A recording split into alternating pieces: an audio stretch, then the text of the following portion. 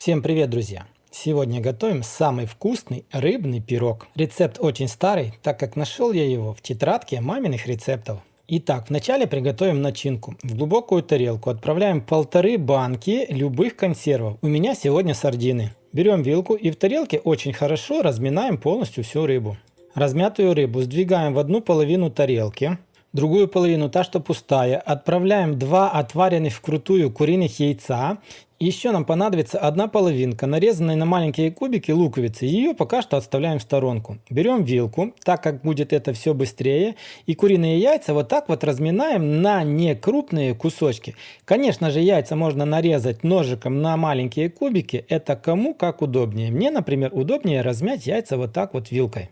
После того, как вы размяли яйца, отправляем нарезанный кубиками лук тоже в тарелку. И берем вилку и аккуратно нужно полностью все хорошо перемешать. Старайтесь перемешивать так, чтобы ваша масса, ваша начинка была как можно больше воздушнее. Не старайтесь ее утрамбовывать. Перемешанную начинку в тарелке оставляем пока что на пару минут в сторонку. Ну а сейчас займемся приготовлением теста. В глубокую тарелку отправляем 4 столовые ложки сметаны. У меня сегодня покупная 15% жирности. К сметане добавляем 2 столовые ложки майонеза. Затем в эту же тарелку нужно вбить 3 куриных яйца. Берем ложку, вилку или же венчик, кому чем удобнее, и очень хорошо все размешиваем до однородного состояния. Дальше в тесто нужно добавить соль и черный молотый перец. Их добавляйте по своему вкусу. Еще в тесто нужно будет добавить муку, примерно 3-4 столовые ложки. Более подробный рецепт, как всегда, читайте в описании под видео. И 1 чайную ложку разрыхлителя. Ну а разрыхлитель, если у вас нет, можно заменить пищевой содой. И в самом конце, чтобы все было более еще вкусно и красочно, я добавил небольшой пучок зелени. В моем случае сегодня это петрушка. После добавления всего берем ложку и опять все хорошо перемешиваем до тех пор, пока не останется ни единого комочка из муки и тесто у вас получится однородного состояния, такое, так сказать, более шелковистое. Ну а дальше, друзья, нам понадобится любая форма для выпечки. Самое главное, чтобы она была неразъемная. Берем тесто, которое мы приготовили, и половину теста нужно отправить на дно формы. Тесто в форме нужно хорошо выровнять, затем наверх на тесто отправляем полностью всю начинку, которую мы приготовили в начале ролика. Начинку в форме стараемся более-менее равномерно разровнять, и после этого отправляем на верхушку начинки оставшееся все тесто.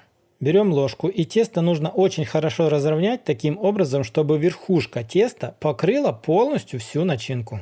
Ну а чтобы все получилось очень красиво, это будет мое добавление в этот рецепт. Берем кунжутные семечки и верхушку очень хорошо посыпаем кунжутными семечками. Ну а дальше форму отправляем в разогретую духовку до 200 градусов на 45 минут. Но за временем выпечки следите по своей духовке, потому что она у всех разная и время выпечки зависит от вашей духовки. У меня пирог в духовке простоял ровно 45 минут. Посмотрите, какой он румяный и красивый получился. Сейчас он еще немножко упадет. Берем зубочистку и проверяем для полной уверенности, не прилипает ли к нему тесто. Все, готово. Сейчас он немножко остынет, и мы посмотрим, что же у нас получилось. Берем лопатку и вот так вот аккуратно переворачиваем форму и с помощью лопатки извлекаем пирог из формы. Посмотрите, из стеклянной формы мы ее ничем не смазывали, но пирог отстает очень хорошо и ничего нигде не прилипло. После того, как пирог немножко остынет, разрезаем его на порционные кусочки.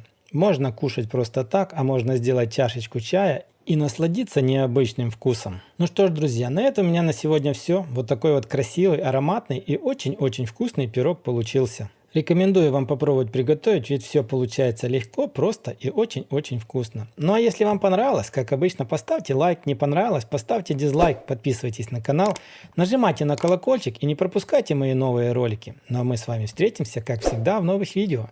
Всем пока, всем до скорых встреч на канале Аппетитная кухня.